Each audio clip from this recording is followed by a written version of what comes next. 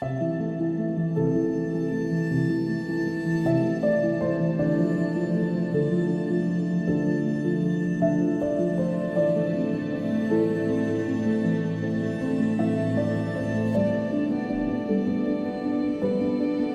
Beverly and Kamaniriak caribou are two herds of barren ground caribou named after the lakes in the Kivalliq region of Nunavut, where they traditionally gave birth to their calves. The herds are culturally, spiritually, nutritionally, and economically important to Inuit in Nunavut and to Indigenous peoples in northern Manitoba, northern Saskatchewan, and the Northwest Territories. In September 2022, caribou people from across the range of the two herds traveled to Rankin Inlet, Nunavut, and Thompson, Manitoba. They came to speak out about the need for the Nunavut Land Use Plan to ensure the most important caribou habitats in Nunavut, including calving grounds, post-calving areas, and key water crossings, are protected.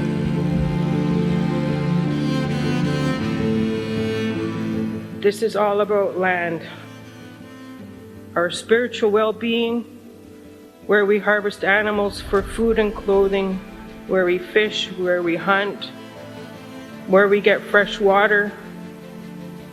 As well as possible, we would want to have economic benefits for the people of the territory. Why have the floodgates open for resource development? Why not a stepwise approach until we are ready? The rocks are not going anywhere. Get the people of Nunavut ready for all the levels of jobs and careers. At this rate, when we are ready, it will be all gone. And it is from what we have decided today. We have concerns, and it's been discussed, this is the calving ground. Should be really off limits to everybody, and the Caribou freshwater crossing. I saw that the developers, mining companies have existing rights. Does the future generation have existing rights to be human, to be Inuk? We're the ones that will be impacted. And the people that have been speaking from the communities, I hope it's being taken to heart by the awesome commissioners of the Nunavut Planning Commission, as well as the signatories. We have advocated for the protection of calving grounds, which is a stance we maintain today. The Baker Lake Hunters and Trappers has also strongly advocated for the protection of water crossings based on knowledge from our elders. Having a mind for the past 12 years, we've noticed changes in the migration of our herds. Additionally, we have noticed changes in the Kamaniriak migration since Rankin Inlet's Melodine mine has begun.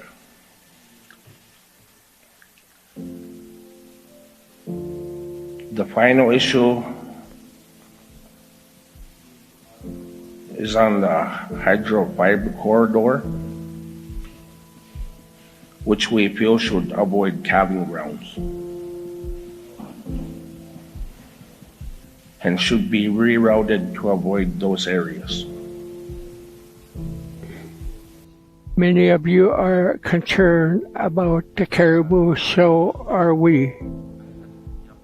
And the plan as it is, we are in support of it. We are concerned and will support the calving ground, post-calving grounds.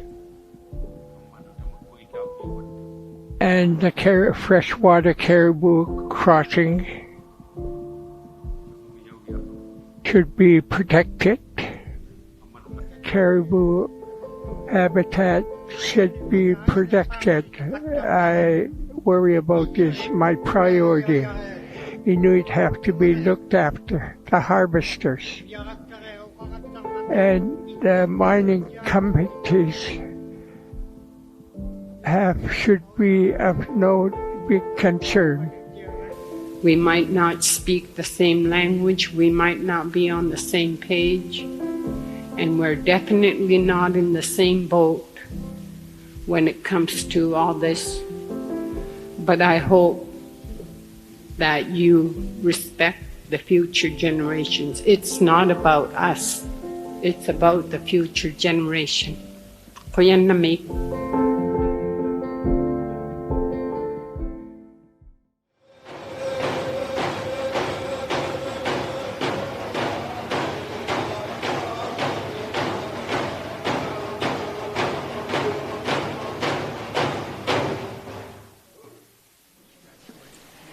These lands and the caribou that migrate through them are extremely important to us. They sustain our economies, our culture, our well-being. The Athabasca Denisokline do not bother the caribou where their calving ground and after they have their calves.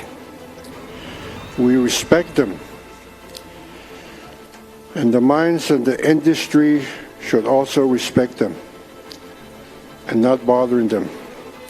This is a really sacred place to us. This place must remain protected and proposed in the draft of the land use plan. One of the most important aspects to us is the caribou and the lands that sustain them. The barren ground herds that have their calves in Nunavut and travel into our territories for the fall and winter. Through these migrations of the caribou, we are connected to lands and the people across Nunavut. Our families, our homes, and communities are all built on a foundation of our relationship with the caribou. Our bodies, minds, and spirit are fed by the caribou. We are the caribou. I am happy to see that this plan has protected the most important habitat like calving and post-calving grounds. There's one quote that I always kept from the elders. As long as there is caribou, there is always going to be Dene people. As long as the caribou lives, that's how long the Dene people will live. As a Denisokline person, it is our duty to be guardians of these lands and to help share the voice of the lands, the water, the animals, and the caribou who are relying on us to speak for them. It is with the biggest thanks that I can offer. I say, Masicho. We urge NPC's commissioners and the 3 plan signatories to make sure that the final approved plan, land use plan for Nunavut, contains meaningful protection for caribou and habitat and does not provide development with higher priority than caribou in key caribou habitat. Please remember that your decisions will affect many caribou people outside Nunavut as well as the residents of Nunavut. So you guys really got to cherish your land, cherish your animals, you know. You got to protect them. You know, I hear people say caribou is number 1. Yeah, caribou is number 1. You know, caribou is like a magic word. The town will be this, everybody kind of lazing around, nothing happening. All of a sudden somebody says, oh, there's caribou are coming. The whole town comes to life. They want caribou. They want caribou for the future. They want caribou for their grandchildren, their great-grandchildren. They want caribou forever. In order to do that, we got to look at the big picture. Sure, we need some economic development. We need some mines, but we got to go at it at a pace that doesn't destroy the land, so we can't use it and the animals can't use it.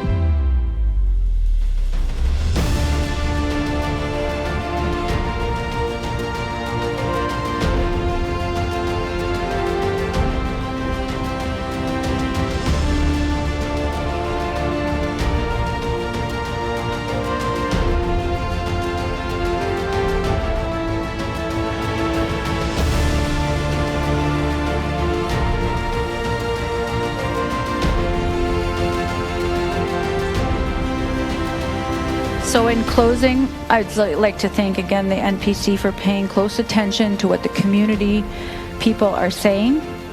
The 2021 draft plan shows that the NPC has used the input they received from Caribou people to propose protection for caribou and caribou habitat through their land use designations.